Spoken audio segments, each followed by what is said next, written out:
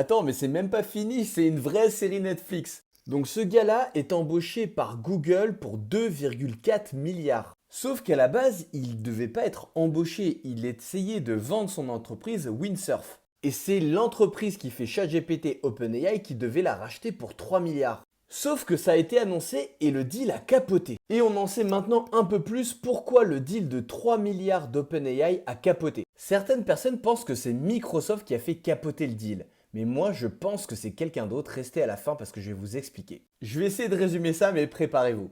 Alors, en gros, déjà, il faut savoir que Microsoft a un deal avec OpenAI. En effet, Microsoft a investi 13 milliards dans OpenAI et ils ont droit à 49% des profits. Sauf que ce n'est pas seulement un deal financier. Microsoft a son droit de veto et son droit de décision sur certaines des décisions d'OpenAI. Et OpenAI doit aussi utiliser les plateformes de Microsoft. Et si vous ne voyez pas le rapport, attendez. Parce que Microsoft possède aussi Visual Studio Code. Et pour les non-puristes, Visual Studio, c'est un logiciel pour aider les développeurs à coder. Est-ce que vous me suivez jusque-là? Parce que ça va être encore plus compliqué. Parce que OpenAI est un investisseur de Cursor. Et Cursor, c'est justement le compétiteur de Windsurf.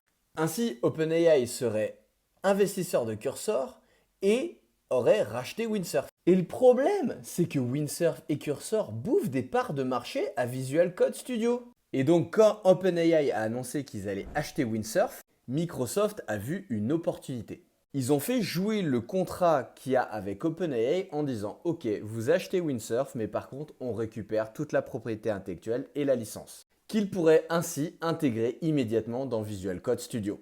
Et ça leur permettrait de rattraper tout le retard qu'ils ont eu face à Cursor. Sauf que Sal Altman, le CEO de OpenAI, il n'est pas débile. Il sait très bien que s'il va au bout du deal et qu'il rachète Windsurf, à ce moment-là, Visual Code Studio va gagner un avantage comparatif énorme par rapport à Cursor. Et eux, ils sont investisseurs de Cursor, donc ils ont intérêt à ce que Cursor réussisse. Et donc, il est fort probable que ce serait plutôt OpenAI qui a fait capoter le deal parce que Microsoft a essayé d'être trop greedy.